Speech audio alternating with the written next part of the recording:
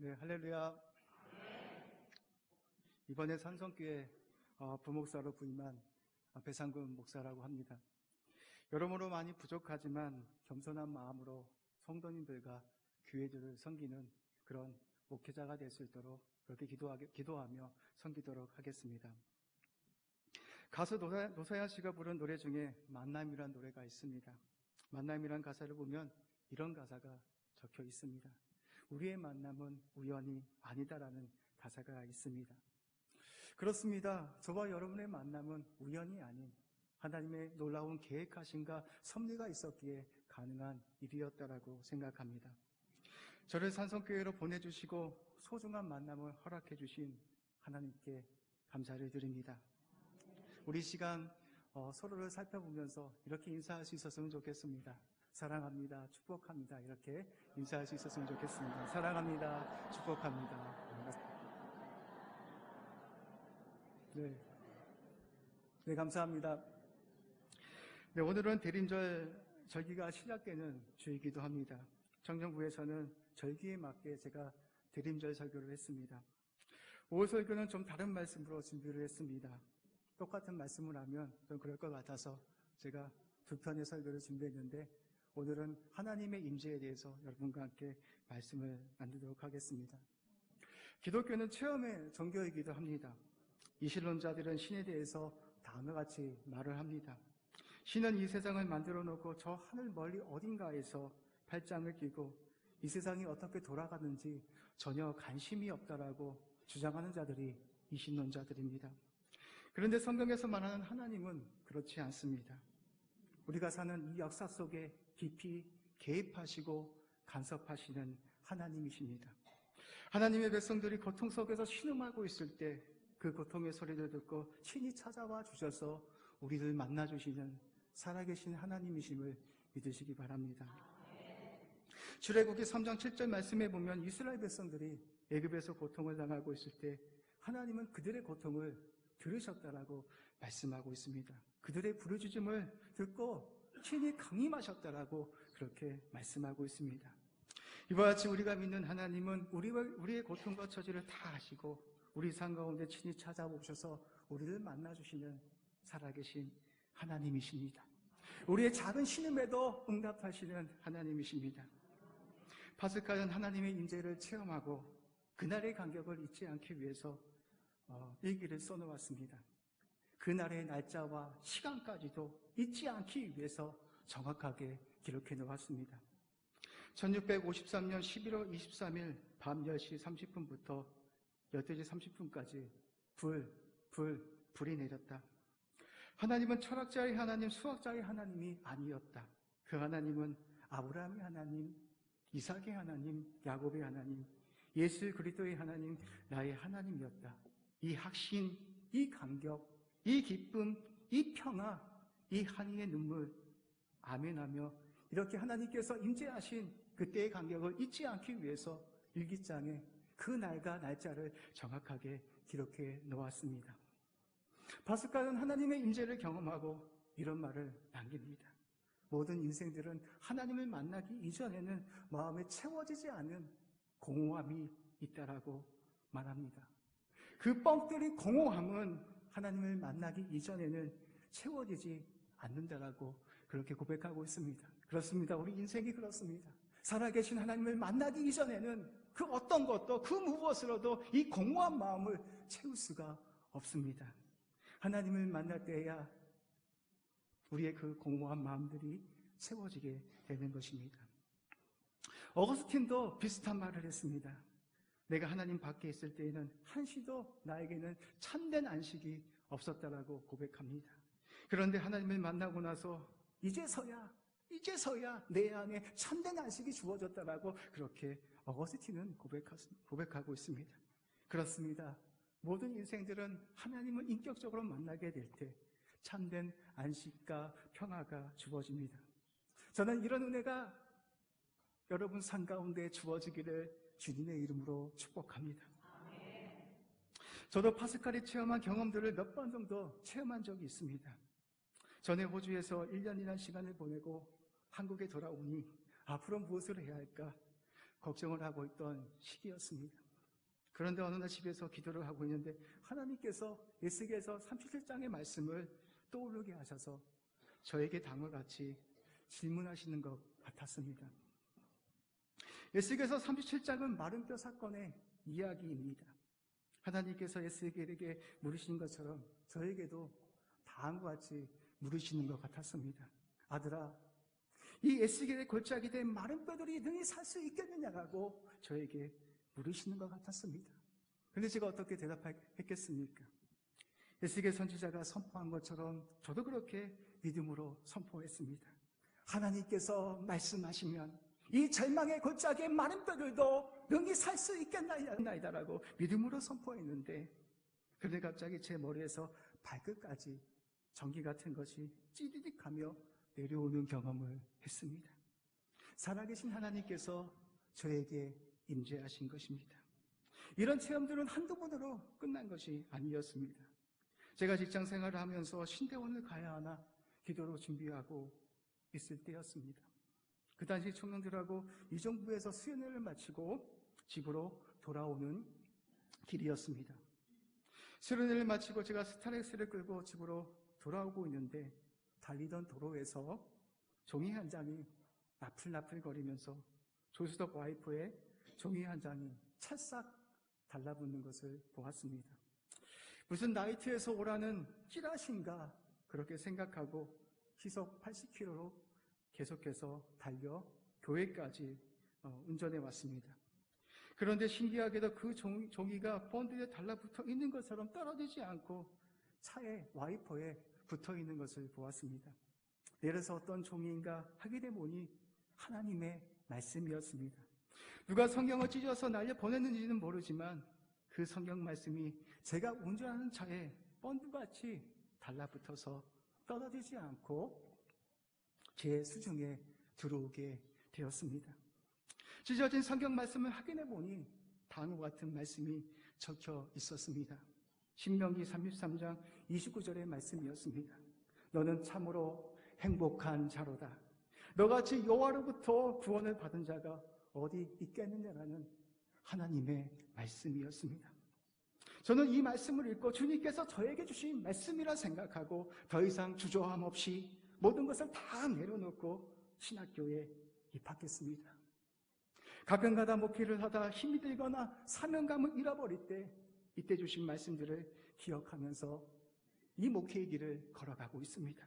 너는 참으로 행복한 자로다. 너같이 여호와로부터 구원을 받은 자가 어디 있겠느냐라는 이 말씀을 가슴에 새기고 주님의 사명을 감당하고 있습니다.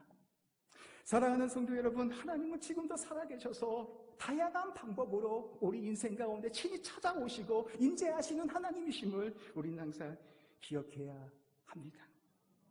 오늘 우리가 읽었던 본문 말씀은 여호와의 신앙을 잃어버리고 영적으로 죽어있는 이스라엘 백성들을 깨우치기 위한 말씀이기도 합니다.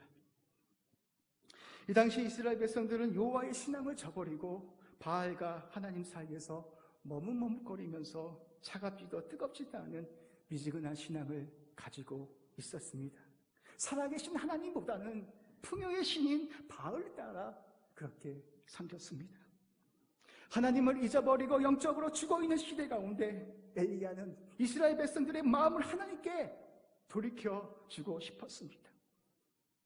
하나님만이 살아계신 참 하나님이심을 이스라엘 백성들 가운데 보여주고 싶었습니다. 영적으로 죽어있는 이스라엘 백성들을 하나님께로 돌이키기 위해서 엘리야는 450명의 바알 선지자들을 불러놓고 다음과 같이 제안을 합니다. 제단 입에 송아지 한 마리를 올려놓고 자신이 믿는 신을 부를 때 불러 응답하는 신이 참신이다 말하며 그렇게 바알 선지자와 대결을 제안하고 있는 것을 볼 수 있습니다. 우리 다 같이 열왕기상 18장 22절에서 24절까지 한번 읽어보도록 하겠습니다. 우리 한번 열왕기상 18장 22절에서 24절 우리 천천히 한번 읽어보도록 하겠습니다. 우리 같이 읽겠습니다. 엘리야가 백성에게 이르되 여호와의 선지자는 나만 홀로 남았으나 바알의 선지자는 450명이로다. 그런즉 송아지들을 우리에게 가져오게 하고 그들은 송아지 한 마리를 택하여 각을 떠서 나무 위에 놓고 불은 붙이지 말며 나도 송아지 한 마리를 잡아 나무 위에 놓고 불은 붙이지 않고 너희는 너희의 신의 이름을 부르라. 나는 여호와의 이름을 부르리니 이는 불리군도 응답하는 신 그가 하나님이니라. 백성이 대답하되 그 말이 옳도다 하니라. 아멘. 엘리야의 제안에 먼저 바알의 선지자들이 제단을 쌓아놓고 그들의 신을 부르기 시작합니다. 밤새도록 그들의 신을 부르지만 바알의 신은 응답하지 않습니다. 밤새도록 그들의 신을 불러도 응답하지 않자 엘리야가 어떻게 말하고 있습니까? 조롱 섞인 목소리로 바알 선지자들에게 다음과같이 말을 하고 있습니다. 너희 신을 더 큰 소리로 부르라라고 그렇게 말합니다. 너희의 신이 묵상하고 있는지 혹은 잠깐 외출해 있는지 잠깐 들었는지 깨워야 하지 않겠느냐라고 그렇게 바알 선지자를 향하여 조롱 섞인 목소리로 말하고 있습니다. 엘리야의 조롱 섞인 소리를 듣고 이번에 바알 선지자들은 다시 큰 소리로 자신의 신을 부르기 시작합니다. 피를 흘리기까지 칼과 창으로 그들의 몸을 상하게 하여 그들의 신을 불렀지만 바알의 신은 아무런 응답을 하지 않았습니다. 심지어 미친 듯이 떠들며 불을 내어달라 간구했지만 그들의 신은 아무런 반응을 하지 않았습니다. 왜 그렇습니까? 인간들이 나무와 돌로 만든 우상의 신들은 아무리 사람이 외친다 할지라도 들을 수가 없습니다. 그러나 어리석게도 인간들만이 나무와 돌을 깎아놓고 그것을 신이라 부르고 있는 것입니다. 오직 살아계신 하나님만이 우리의 기도를 들어주시고 응답하여 주시는 참 하나님이심을 우리가 항상 기억해야 하는 것입니다. 이제 엘리야가 제단을 수축하고 하나님께 번제를 드리기 시작합니다. 엘리야는 먼저 12지파의 수요대로 12궤도를 취하여 여호와 앞에 제단을 쌓습니다. 그리고 엘리야는 그 제물 주위에 도랑을 판 후 송아지를 제물 위에 올려놓고 제단 위에 물을 흠뻑 부었다라고 말씀하고 있습니다. 이렇게 제단 위에 물을 붓는 이유가 무엇입니까? 앞으로 일어날 기적은 인간적인 조작이 아닌 온전한 하나님의 능력임을 그들에게 보이고자 그렇게 물을 흠뻑 부었다라고 말하고 있습니다. 엘리야는 제단 위에 통 4개를 가지고 3번이나 제단 위에 물을 붓습니다. 총 12통을 제단 위에 물을 부었더라고 말씀하고 있습니다. 하나님의 능력이 아니고서는 흠뻑 젖은 제단을 태우는 것은 가히 불가능한 일임을 우리에게 말씀하고 있습니다. 우리 다 같이 오늘 보면 32절에서 35절까지 엘리야가 어떻게 했는지 한번 살펴보도록 하겠습니다. 우리 다 같이 오늘 보면 18장 32절에서 35절까지 한번 같이 읽어보도록 하겠습니다. 우리 천천히 읽겠습니다. 시작. 그가 여호와의 이름을 의지하여 그 돌로 제단을 쌓고 제단을 돌아가며 곡식종자 2 알을 들만한 도랑을 만들어 또 나무를 벌리고 송아지의 각을 떠서 나무 위에 놓고 이르되 통 4에 물을 채워다가 번제물과 나무 위에 부으라 하고 또 이르시되 다시 그리하라 하여 다시 그리하니 또 이르되 3번째로 그리하라 하여 3번째로 그리하니 물이 제단으로 들어부르고 도랑에도 물이 가득 찼더라. 아멘. 엘리야는 총 12통의 물을 제단 위에 부었습니다. 하나님의 능력이 아니고서는 흠뻑 젖은 제단을 태우는 것은 가히 불가능한 일이었습니다. 그러나 엘리야는 하나님을 향한 믿음이 있었습니다.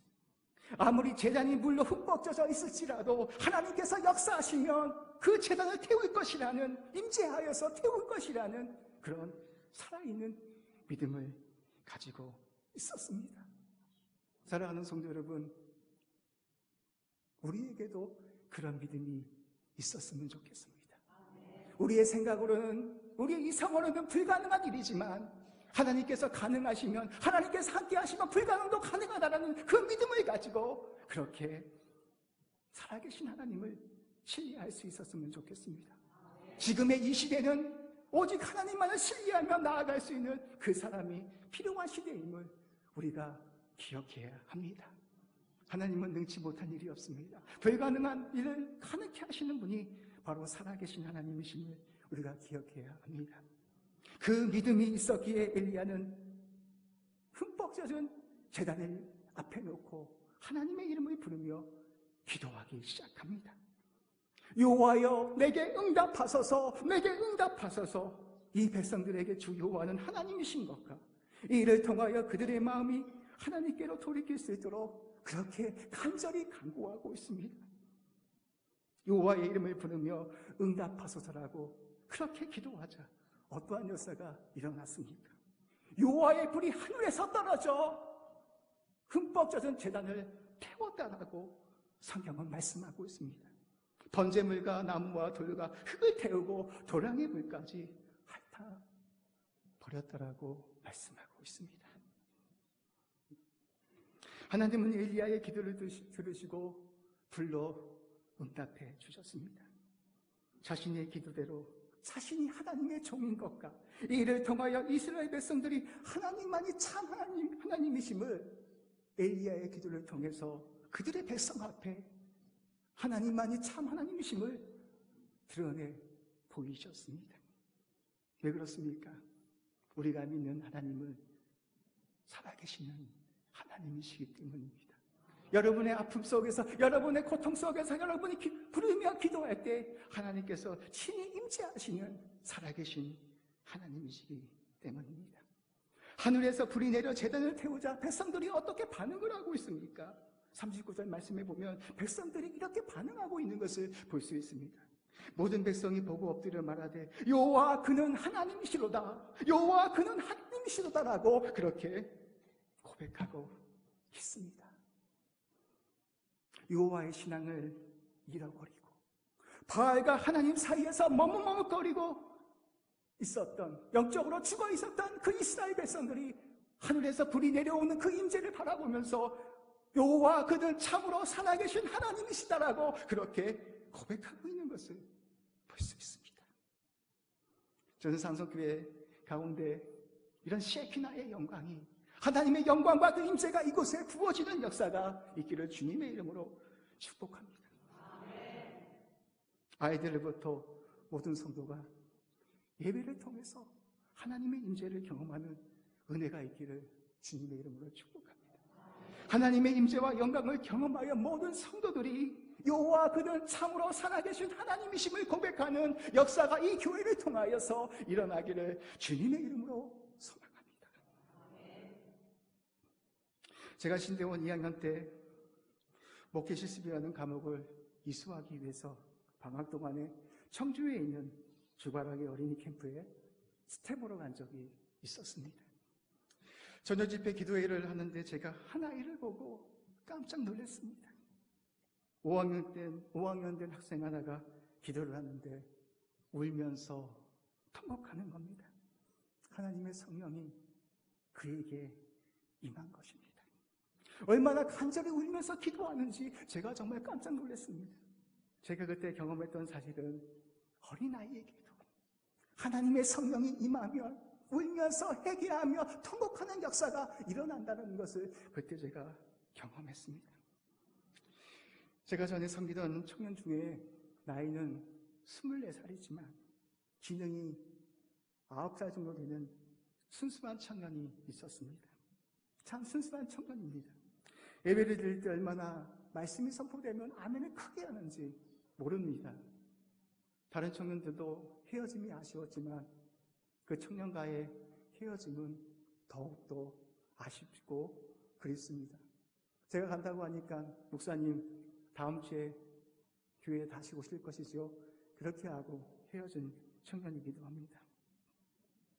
그런데 이 청년이 어느 날 금요 기도회 때 와서 기도를 하는데 제가 깜짝 놀랐습니다. 눈물, 콧물을 흘리며 간절히 기도를 하는 겁니다. 이 청년에게도 세상을 살아가면서 제가 모를 아픔과 고민이 있었을 겁니다. 그런데 이 청년에게 성령이 임하자 이 청년이 눈물, 콧물을 흘리며 간절히 하나님께 부르짖고 애통하면서 기도하는 것을 보았습니다. 금요철야 기도 시간이어서 집에 가야 할 시간인데 집에도 안 가고 계속해서 기도하는 겁니다. 완보야 집에 가야지. 그렇게 말을 하면, 목사님, 제가 조금만 더 기도하고 가면 안 되겠습니까? 그렇게 이야기를 했습니다. 24살의 청년이었지만, 다른 어떤 청년들보다 지능이 떨어진 청년이었지만, 이 청년에게 하나님의 그 세키나의 영광과 임재가 임하자 이 아이가 통곡하며 하나님께 기도하는 것이었습니다. 그렇습니다. 하나님을 예배하는 곳에 하나님의 은혜가 있습니다. 예배를 통해서 하나님은 우리를 만나주십니다. 우리는 하나님의 임재를 경험해야 합니다. 예배를 통해서 살아계신 하나님을 경험해야 합니다. 우리가 살아가는 세상이 얼마나 힘이 듭니까? 교회에서 하나님을 경험하지 못하는 것이라면, 교회에서 하나님의 임재와 그 영광을 경험하지 못하는 것이라면 우리가 어떻게 이 세상을 이길 수 있겠습니까? 지금 우리에게 필요한 것은 예배를 통해서 부어주시는 하나님의 은혜와 감격과 그 임재의 힘을 우리가 항상 기억해야 합니다. 그 저항할 수 없는, 그 거절할 수 없는 그 하나님의 은혜와 사랑이 우리 심령 가운데 부어짐으로 말미암아 그 은혜로 살아갈 수 있는 그 힘이 우리에게는 필요합니다. 그 은혜가 있어야 하늘에서 임재하시는 그 영광과 그 임재가 내가 경험을 해야만 우리는 이 험한 세상 속에서 하나님의 은혜로 살아갈 수 있습니다. 바로 다윗이 그런 경험을 했습니다. 다윗은 하나님의 성소에서 하나님의 영광과 임재를 경험했습니다. 다윗이 사울의 위협을 피해 여기저기 떠돌이 생활을 하며 유대 광야에 있을 때 다윗이 간절히 갈망했던 것이 무엇인지 아십니까? 불 한 폭이 나지 않고 메마른 그 강의 한복판에서 다윗은 다른 것을 구하지 않았습니다. 다른 것을 사모하지 않았습니다. 다윗이 사모했던 것은 하나님의 헤세드, 하나님의 은혜였습니다. 지난날 성소에서 부어주셨던 그 하나님의 은혜를 그리워하면서 성소를 바라보면서 다윗은 이렇게 고백합니다. 주의 인자하심이 생명보다 나음으로 내가 주님을 찬양합니다 라고 고백합니다. 강야의 한복판, 메마르고 피폐하고 불 한 폭이 나지 않은 그 절망의 강야의 한복판에서 다윗은 다른 것을 구하지 않고 전에 하나님께서 성소에서 부어주셨던 그 셰키나의 영광, 그 임재를 그리워하면서 하나님, 내가 지금 강야의 한복판에 있지만 다른 어떤 것보다는 하나님의 임재가 너무나 그립습니다라고 그렇게 고백하고 있습니다. 그 은혜가 자신의 생명보다 더 소중하다라고 고백하고 있습니다. 성소에서 부어주셨던 그 하나님의 은혜를 간절히 사모하고 있습니다. 그렇습니다. 우리가 걸어가는 모든 삶이 절망이며 고통이라도 하나님의 은혜가 우리 심령 가운데 부어지면 우리는 그 절망 속에서도 고통 속에서도 하나님의 은혜로 말미암아 우리는 넉넉히 이기며 살아갈 수 있습니다. 바로 이 불이 다시 우리 심령들 가운데 부어져서 우리의 메말랐던 심령들이 살아나는 역사가 있기를 주님의 이름으로 축복합니다. 산성교회에서 드려지는 모든 예배를 통하여 모든 성도님들이 하나님의 임재를 경험하여 여호와 그는 참으로 살아계신 하나님이심을 고백하는 역사가 이 교회를 통하여서 일어나기를 주님의 이름으로 축복합니다. 교회는 바로 그런 것이 되어야 합니다. 영적으로 메마른 심령들을 깨울 수 있는 것이 바로 교회가 되어야 합니다. 모든 예배를 통하여 하나님의 거룩한 영광과 임재를 경험하여서 모든 입술을 통하여서 여호와 그는 참으로 살아계신 하나님이심을 고백하는 역사가 이 교회를 통해서 일어나길 주님의 이름으로 축복합니다. 저는 산성교회가 그런 교회가 되기를 소망합니다. 어린 아이들부터 성인에 이르기까지 모든 사람들이 하나님의 임재를 경험하여서 여호와 그는 참으로 살아계신 하나님이심을 고백하는 은혜가 이 교회 가운데 일어나길 주님의 이름으로 축복합니다. 영적으로 메말라했던 모든 심령들을 예배를 통해서 다시 여호와께로 돌이킬 수 있는 은혜가 있기를 주님의 이름으로 축복합니다. 지금 우리에게 필요한 것은 하나님의 거룩한 임재와 영광입니다.